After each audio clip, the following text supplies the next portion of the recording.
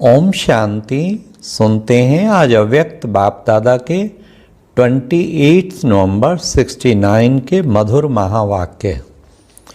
आज की मुरली का सार है लौकिक को अलौकिक में परिवर्तन करने की युक्तियाँ। आज की मुरली में बाबा ने लौकिक संबंधियों का भी ब्रह्मा बाप से क्या कनेक्शन है, चाहे वो ज्ञान में नहीं भी हैं तो भी क्या कनेक्शन है, ये बाबा ने एक क्लियर किया किस तरह वो भी ब्रह्मावंशी हैं। फिर बाबा ने कहा लोकप्रिय कैसे बनेंगे, एक ये इसमें आज की मुरली में ही क्लियर किया है। फिर बाबा ने घर गृहस्थ में रहने वाले प्रवृत्ति वाले भी संपूर्ण समर्पण हो सकते हैं। संपूर्ण समर्पण की निशानी फिर क्या है। फिर बाबा ने 4 शक्तियां बताई, वो कौन सी हैं, आओ हम सब सुनते हैं प्यारे बाप दादा से 28 नवंबर 69 के अव्यक्त महावाक्य। आज भट्ठी का कौन सा दिन है? आज है संपूर्ण समर्पण होने का दिन। बाप दादा को ऐसा समझकर बुलाया है ना। भट्ठी का ग्रुप बाप दादा के सामने आया हुआ है तो बाबा ने तो ही पूछा संपूर्ण समर्पण होने के लिए सभी तैयार हो व संपूर्ण हो चुके हो? संपूर्ण समर्पण जो होता है उसकी दृष्टि क्या होती है? रूहानी दृष्टि, अर्थात अपने को दूसरों को भी रूह देखना, जिस्म तरफ देखते हुए भी नहीं देखना, ये है संपूर्ण समर्पण। ऐसी प्रैक्टिस होनी चाहिए जैसे कोई बहुत गूढ़ विचार में रहते हैं ना, कुछ भी करते चलते खाते पीते उनको मालूम नहीं पड़ता। इसी रीति से जिस्म को देखते हुए भी नहीं देखेंगे और अपने उस रूह को देखने में ही बिजी होंगे तो फिर ऐसी अवस्था हो जाएगी जो कोई भी आपसे पूछेंगे यह कैसी थी तो आपको मालूम नहीं पड़ेगा। ऐसी अवस्था होगी, लेकिन वह तब होगी जब जिस्मानी चीज को देखते हुए उस जिस्मानी लौकिक चीज को अलौकिक रूप में परिवर्तन करेंगे। तो आज बाबा ने लौकिक में अलौकिकता की स्मृति रखेंगे। भल लौकिक संबंधियों को देखते हो, लेकिन यह समझो कि अब हमारी ये भी ब्रह्मा बाप के बच्चे पिछली बिरादरी है। बाबा ने ये बताया लौकिक संबंधी भी एक पिछली बिरादरी है। ब्रह्मावंश तो है ना, तो लौकिक संबंधी भी ब्रह्मावंशी हैं। उनको लौकिक है, लौकिक समझ के घृणा करने की बजाय बाबा कहते उन्हें भी ब्रह्मा की लास्ट वाली बिरादरी ब्रह्मावंशी है। लेकिन वह नजदीक संबंध के हैं, वह दूर के हैं। इसी शरीर के कार्य के लिए चल रहे हो तो साथ साथ समझो इन शारीरिक पांव द्वारा लौकिक कार्य तरफ जा रहा हूं, लेकिन बुद्धि द्वारा अपने अलौकिक देश कल्याण के कार्य के लिए जा रहा हूं। आज बाबा ने हर बात को, हर लौकिक बात को कैसे अलौकिक में परिवर्तन करें वो बाबा ने बड़ी अच्छी विधि बताई। तो बाबा ने कहा पांव यहां चल रहे हैं लेकिन बुद्धि याद की यात्रा में, शरीर को भोजन दे रहे हैं लेकिन आत्मा को फिर याद का भोजन देते जाओ। हर बात में बाबा कहते लौकिक को अलौकिक में परिवर्तन करो। जिसे भी देखो जिस चीज को साथ अलौकिक के रूप में परिवर्तन कर दो। अपने को परिवर्तन में लाने के लिए क्या करना पड़ेगा? हर एक चीज को लौकिक से अलौकिकता में परिवर्तन करना है। जिससे लोगों को मालूम हो ये कोई विशेष अलौकिक आत्मा है। अभी लोगों को क्यों नहीं प्रिय लगते? क्योंकि अपने शरीर से न्यारे नहीं हुए हो। पहले देह से न्यारे होंगे तो उलहने नहीं मिलेंगे और ही लोकप्रिय बन जाएंगे। बाबा ने कहा देह से न्यारे अगर हो जाएंगे तो लोकप्रिय बन जाएंगे। बाबा ने कहा वह कौन सी 3 बातें सुनाई जाती हैं जिससे संपूर्ण समर्पण आ जाता है? फिर बाबा ने कहा एक तो देह सहित सभी संबंधों का त्याग, माम एकम याद करो। बाबा ने कहा माम एकम याद करो। यह तो हो गया मनसा। वाचा के लिए क्या शिक्षा मिलती है? हर समय जैसे मोती चुगते हैं इस रीति मुख से रतन ही निकले। 1-2 को पत्थर नहीं लेकिन ज्ञान रत्नों का दान देना है। और कर्मणा के लिए यही याद रखो जो कर्म मैं करूँगा मुझे देख सभी करेंगे। तो आज बाबा ने संपूर्ण समर्पण उसके विशेष बाबा ने निशानियाँ बताई, तरीके बताए। अगर ये पक्का याद रखेंगे हम तो संपूर्ण समर्पण हो ही गए हैं, तो यह अविनाशी याद आपको अविनाशी बनाकर रखेगी।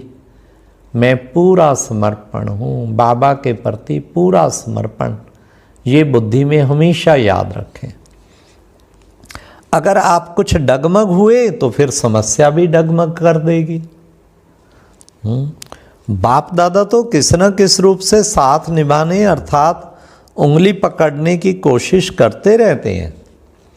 इतने तक जो बिल्कुल सांस निकलने तक, सांस निकलने वाला भी होता है तो भी जान भर देते हैं।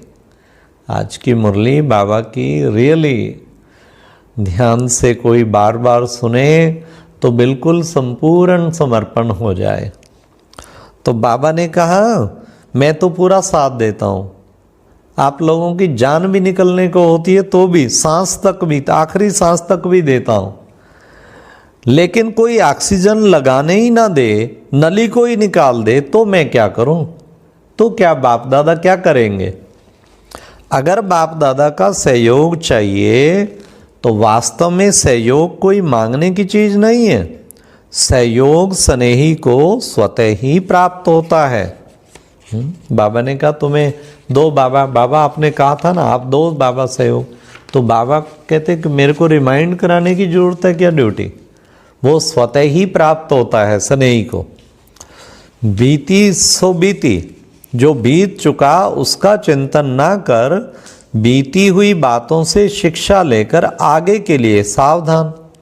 अगर बीती हुई बातों को ही सोचते रहेंगे तो यह भी एक समस्या हो जाएगी। कोई बात हो गई फिर उसको याद करते रहेंगे, बाबा ने कहा वो भी एक समस्या का रूप ले लेगी। आई गई ना बात। समस्याएं तो बहुत आती हैं, यह भी एक नई समस्या खड़ी कर देंगे। बीती को परिवर्तन में लाने, बल भरने के लिए उस रूप से सोचो। क्वेश्चन मार्क नहीं, क्वेश्चन मार्क के बदली फुल स्टॉप, बिंदी लगाओ। बिंदी लगाते जाओ तो बिंदी रूप में स्थित हो जाएंगे। बस बाबा कहते बिंदी, हर बात में बिंदी लगाते रहो। जो सहयोगी होंगे उनकी परख क्या होगी? बाप दादा परिवार सबके सहयोगी जो होंगे उनकी परख वे परिवार और बाप दादा के विचारों और जो कर्म होते हैं उनमें 1-2 के समीप होंगे। फिर बाबा ने कहा जो भी संपूर्ण समर्पण होते हैं उनको अपना तन मन धन और समय, ये चारों चीज़ें कहाँ लगानी चाहिए? अब ये है संपूर्ण समर्पण की निशानियाँ। इन चीज़ों से चेक करें। 4 बातें बाबा ने बताई हैं, तन मन धन समय, इन चारों को संपूर्ण समर्पण। यह पोता मेल भी निकालो कि तन मन धन और समय का प्रयोग कहाँ करते हैं। तो बाबा ने कहा तन भी कहाँ और कैसे लगाया यह शॉर्ट में लिखना है, लेकिन स्पष्ट लिखना है। तन भी कहाँ लगाया? जब बाबा का हो गया, तन मन धन तीनों चीज़ों का और समय का भी पूरा बाबा को पोता मेल देना चाहिए ना। फिर पत्रों में यह नहीं आना चाहिए पिछले संस्कारों के कारण यह हो गया, जबकि संपूर्ण समर्पण हो गए तो ऐसे ही सोचना कि दान दी हुई चीज है ना, जिसको अगर फिर स्वीकार करेंगे तो उसका परिणाम क्या होगा। ये पिछले संस्कार वो कहाँ से आ गए? सब कुछ समर्पण हो गया ना, दान दी हुई चीज है ना, फिर ये दोबारा कहाँ से आ गई? तो बाबा ने कहा उसका परिणाम क्या होगा। मुख से कभी ऐसे बोल नहीं निकलने चाहिए। ये बोल बाबा कहते कभी नहीं निकलने चाहिए। तो बाबा ने विशेष कहा 4 शक्तियों को धारण करना है तो एक ईश्वरीय शक्ति। ये भी बाबा ने संपूर्ण समर्पण के लिए 4 शक्तियां बताई, कौन कौन सी, लेकिन स्पष्ट करने के लिए कहा जाता समेटने की शक्ति, समाने की शक्ति, समेटने अर्थात शार्ट करने की शक्ति, समाने की शक्ति, सहन करने की शक्ति और सामना करने की शक्ति। लेकिन किसका सामना करना है?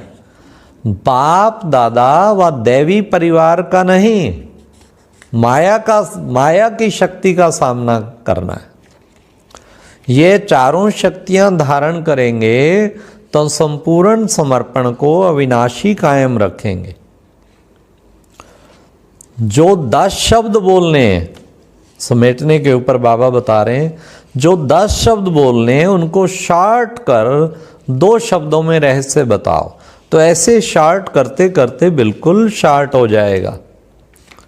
इसलिए हरेक को यह भी चेक करना है कि आज मैंने मनसा वाचा कर्मणा कितनी आत्माओं के अंदर बाप दादा के स्नेह और संबंध को कहाँ तक प्रत्यक्ष किया है। ये बाबा ने हरेक को चेक करने के लिए कहा। फिर लास्ट बाबा ने कहा सभी के मन में जो है कि टोटली लौकिक कार्य से सभी सरेंडर हो जाएं, वह दिन भी नज़दीक है। ये पहला ग्रुप 69 में आया तो उसमें कई लौकिक कार्य भी करते थे।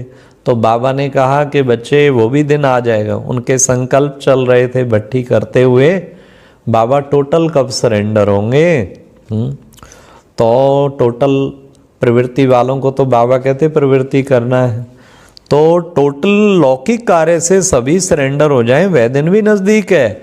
लेकिन वह तब होगा जब मन से सरेंडर होंगे।